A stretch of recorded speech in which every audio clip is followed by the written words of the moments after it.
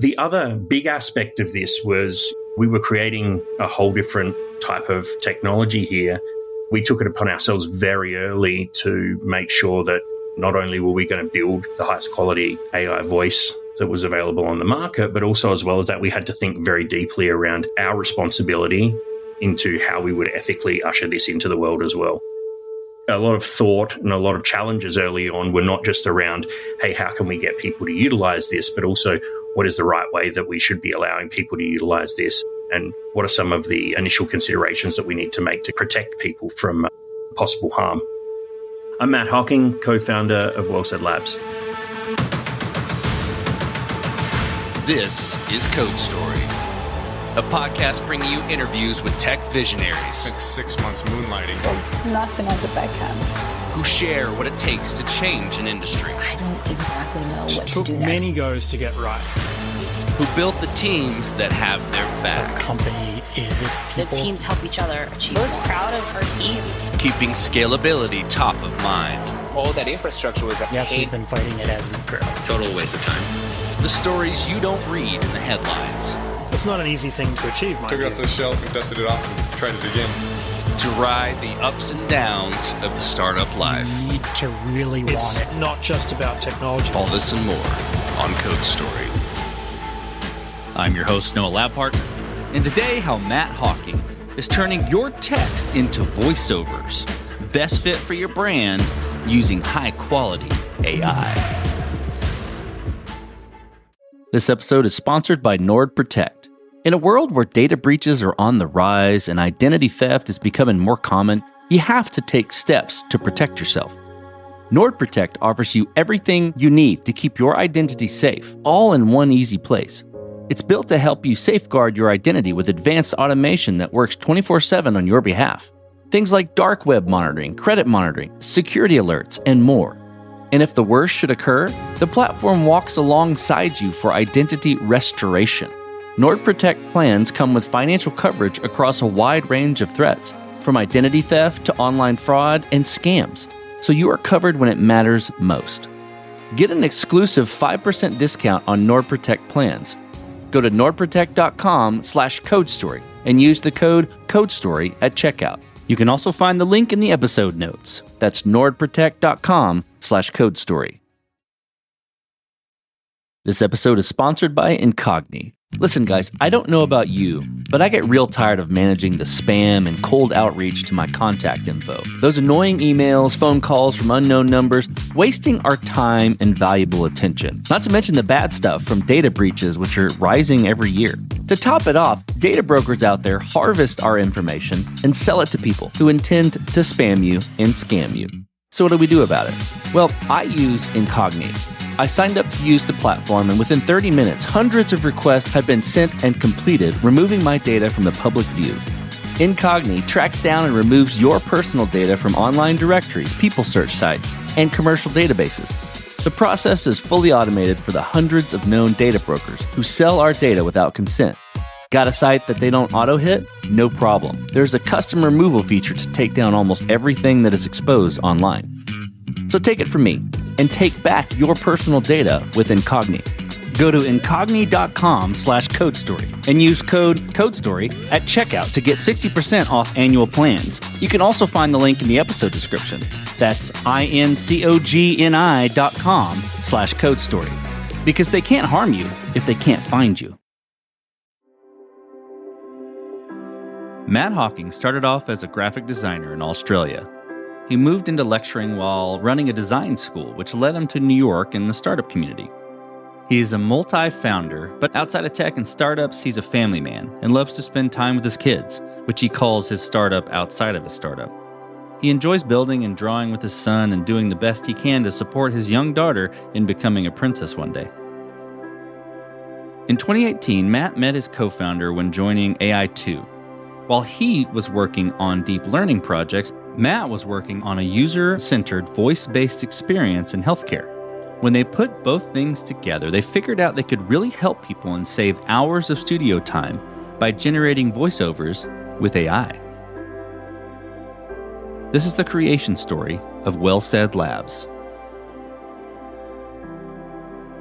WellSaid Labs is the leading AI voice innovation company. Essentially, what we do is we train lifelike synthetic voices or AI voices from the voices of real people. So we work with real voice talent to create data sets. We then use our own proprietary models to train those voices and then make those voices accessible for people to create content and product experience on demand at scale and together.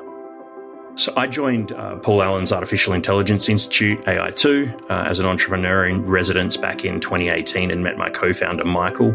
He was working on some amazing deep learning research at the time that was very much state of the art. Coincidentally, with my work outside of AI2, I was working on an interactive healthcare experience, of which that experience was very voice-centric, various avatars and manual recordings needed to be made in order to guide the user through the user experience.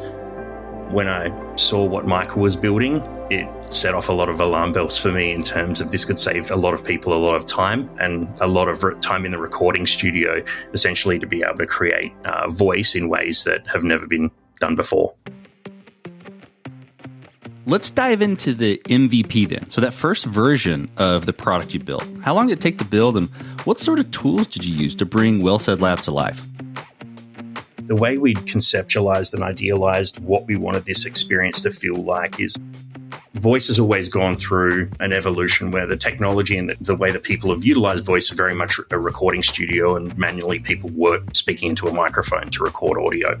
So when we got together and we obviously got the technology to a point, an early MVP, where it was making not only utterances, but it was actually rendering voice in a way that was comparable to human quality recording.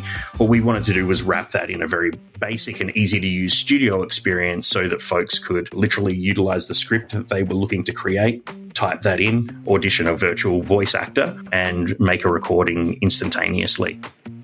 Very early on, obviously, when you're dealing with deep learning, the process and the length of those product cycles is a little bit longer than traditional technology when you're utilizing APIs off the shelf. There's a lot of upfront research work that needs to get done and then a lot of productizing of that research. When we initially put it together, the initial MVP was pretty slow. The renderings that we were able to create at that point in time worked a majority of the time, but there were definitely some anomalies that we experienced through our building process. So let's stay on the MVP for a minute. I'm curious about decisions and trade-offs you had to make. And you mentioning having to do research to really figure some things out. It ran a bit slow. Kind of prior to getting to the point where you're realizing all of that, what sort of decisions and trade-offs did you have to make in focusing that MVP? And how did you cope with those decisions? The initial model that we'd created, obviously it had imperfections. And what we inevitably did was build a product experience that worked with those imperfections and allowed users to, for example, render multiple clips at a time to be able to overcome some of the challenges around speed. We also created very basic tooling to allow people to quickly correct audio if something was mispronounced. And that sort of started some of the initial research that we've done since around respellings. The other big aspect of this was we were creating a whole different type of technology here. We took it upon ourselves very early to make sure that not only were we going to build the highest quality AI voice that was available on the market, but also as well as that, we had to think very deeply around our responsibility into how we would ethically usher this into the world as well. So a lot of thought and a lot of challenges early on were not just around, hey, how can we get people to utilize this, but also what is the right way that we should be allowing people to utilize this? And what are some of the initial considerations that we need to make to protect people from possible harm? Okay, you got your MVP, it's working, you're seeing the results you want to see to move forward. How did you progress the product from there and mature it? And I think to wrap in a box a little bit, what I'm looking for is how you built your roadmap and how you went about deciding, okay, this is the next most important thing to build or to address with WellSaid. We obviously were paying a lot of attention to our early customers. From day one, we have stressed that we wanted to build a real product for real people here, not just develop the technology, put it out into the world and see what happened. As we inevitably built our MVP and started putting it in people's hands, it became very clear that there were certain technical limitations that we needed to overcome. And that was prioritized on our roadmap from there. The second portion of it was really listening to our customers and understanding that there were a number of different ICPs that were emerging from our core customer group, from the independent content creator that was looking to quickly add voiceover to some piece of content that they were creating. But again, that pain that they were experiencing was very short and sharp, and they're very budget conscious and just want a quick solution, and definitely didn't have the ongoing slow burning pain that you're typically looking for when you are solving a larger problem.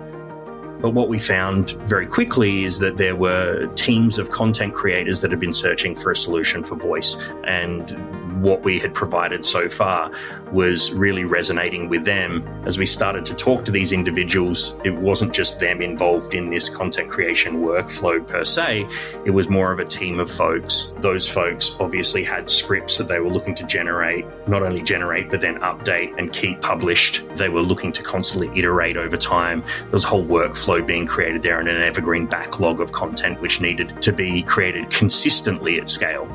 Early on, one of the decisions that we made, or one of the realizations that we came to, is that our customer wasn't asking for 100,000 different voices. Our customer was asking for quality, our customer was asking for consistency, and our customer was asking for collaboration. And from there, we very much prioritized those features on our roadmap. Tell me about team. Team is critical for a startup, for a team that's building something new. How did you go about building your team? What do you look for in those people to indicate that they're the winning horses to join you? With regard to team, especially very early on, we were looking for folks that not only were super excited about the project. Again, we're building a company with deep learning at its core, and this was before last year when generative AI had its moment. This was back in 2018, 2019, when we were trying to pull the future closer toward us. We were looking at that point in time, obviously, for passion around what we were building, tangible skills outside of their core skill set that might have had a correlation to audio or voice was really interesting. For example, one of our very early deep learning engineers has a background in linguistics and a family that has studied throughout their lives, which was really interesting and compelling to us, as that she brought a whole bunch of interesting experience as well as her core technical skills. The other side of that as well is just people that were willing to roll up their sleeves and do a lot with a little. When you think about research and you think about deep learning, you're generally thinking about larger teams inside of huge companies with unlimited resources. As a startup coming out of AI too, we'd obviously raised our seed round at that point in time and had a little bit of money to play with, but we didn't have everything at our beck and call. A generic kind of scrappiness and startup mentality, I'd say, and then just a burning passion for the product and what it could do. Okay, this will be interesting given what you've built and what needs to be underneath it, but I'm curious about the speed that goes around it, and I'm waffling around the question. I'm just going to ask it. Did you build this to scale efficiently from day one, or with scale in mind is probably the better way to ask that, or has there been interesting areas where you've had to fight it as you've grown? When Michael was working on the research, we'd had sort of 7 versions of our core model, 7 or 8 versions of our core model, re-architected, rebuilt, and retrained a number of times before we could even put it in customers' hands. So that kind of answers the question around, did we build to scale from the get-go? No, we were building to just get it to work to start off.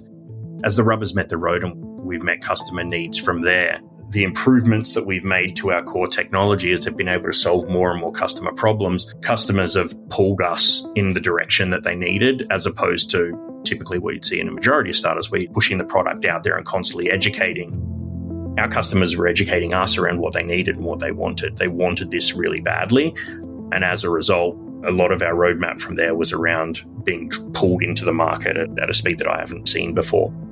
From there, obviously, as we not only look to build this core technology, but look to build an enterprise solution for mid-market and above companies and teams inside of those organizations, then scale, availability, reliability, trust, all of these things need to be considered. And so while we've put a lot of thought into that from day one, it's definitely a focus of ours now as we are looking to scale the business and help tens of thousands of people on a daily basis. Okay, Matt, as you step out on the balcony and you look across all that you've built, what are you most proud of? As a startup founder, a lot of the time, everyone knows that the journey is pretty hard, starting with an idea, and you can see it as clear as day in your head. But then as you talk to other people and get feedback from other folks, sometimes you doubt yourself and sometimes other people doubt you and all of those types of things. As we stand out on the balcony and overlook where we've come from, I'm just extremely proud of the team that we put together, and the fact that when we put this idea together, the vision was crystal clear in terms of what we wanted to do with the core technology and what it would look like. And standing here 5-6 years later, I feel as though we've achieved that initial vision of taking this amazing technology up front, but then putting it in the hands of people to create content on demand at scale. It's just really satisfying to see that we've achieved what we originally set out to do, and to a certain extent imagined it and then come to life. So let's flip the script a little bit, Matt. Tell me about a mistake you made and how you and your team responded to it. We've been very precious about how we tell our story and how we tell our story outside of the building.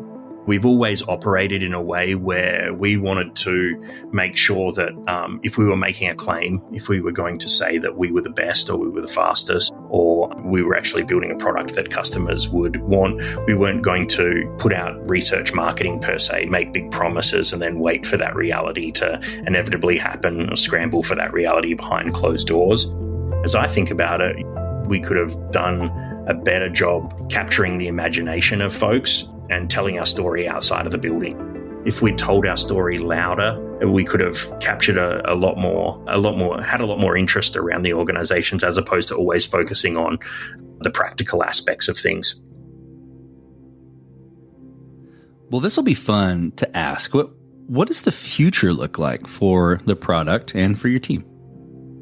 The future is A, exciting. B, when we started this project, we had this vision to essentially look at voice as a storytelling tool and really enable the written word to be heard as well.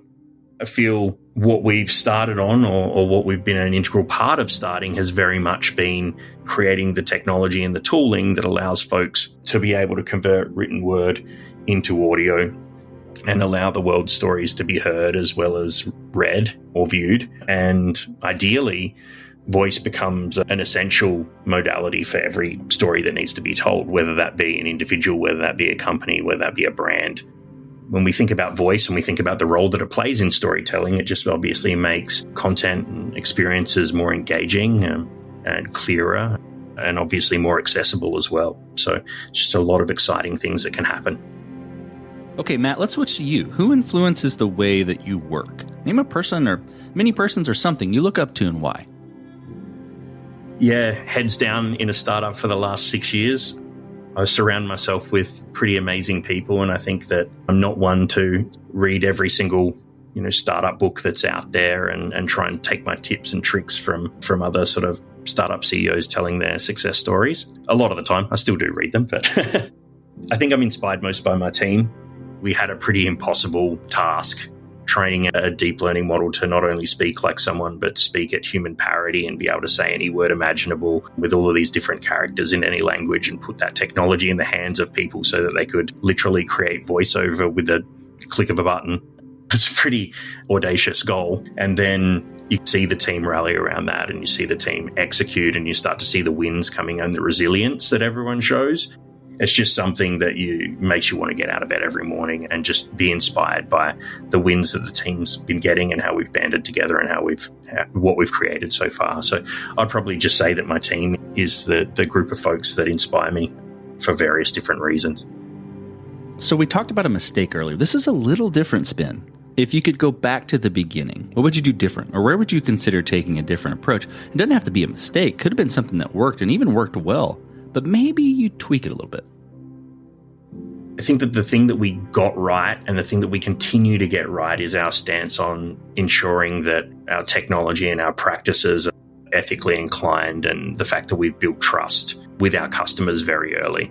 There's a lot of instances out there where newer players may be building with off-the-shelf technology and maybe rushing into this space and creating things in it with to a certain extent, reckless abandon and just trying to, again, amass users, play the typical startup game to a certain extent. But I really feel as though the areas that we did double down on in terms of trust and safety and ensuring that the way that we were treating our voice actors and partnering with voice talent, as opposed to essentially trying to just take any type of data off the internet and train models on it, was the right thing to do. And it's something that I would do again. Matt, last question. So you're getting on a plane and you're sitting next to a young entrepreneur who's built the next big thing. They're jazzed about it. They can't wait to show it off to the world and can't wait to show it off to you right there on the plane. What advice do you give that person, having gone down this road a bit multiple times? Stay resilient. Don't give up is as simple as it would be. There's a lot of times throughout a startup journey where you feel like you should quit. The hill's too steep, the road's too long, things aren't happening as fast as possible, as fast as you would like them to, or externally outside of the building, you're hearing noise from, it could be a competitor, or it could be the industry or something else. But as long as you're staying true to your vision and staying true to what your customers are really screaming out for and asking for, the main thing is just to stay in the game and continue through the proverbial roadblocks that will inevitably come your way. That's fantastic advice. Couldn't agree more. Well, Matt, thank you for being on the show today. Thank you for telling the creation story of WellSaid Labs. Thanks, Noah. And this concludes another chapter of Code Story.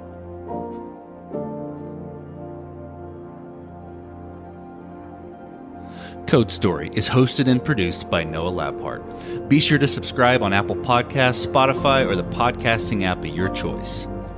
And when you get a chance, leave us a review. Both things help us out tremendously. And thanks again for listening.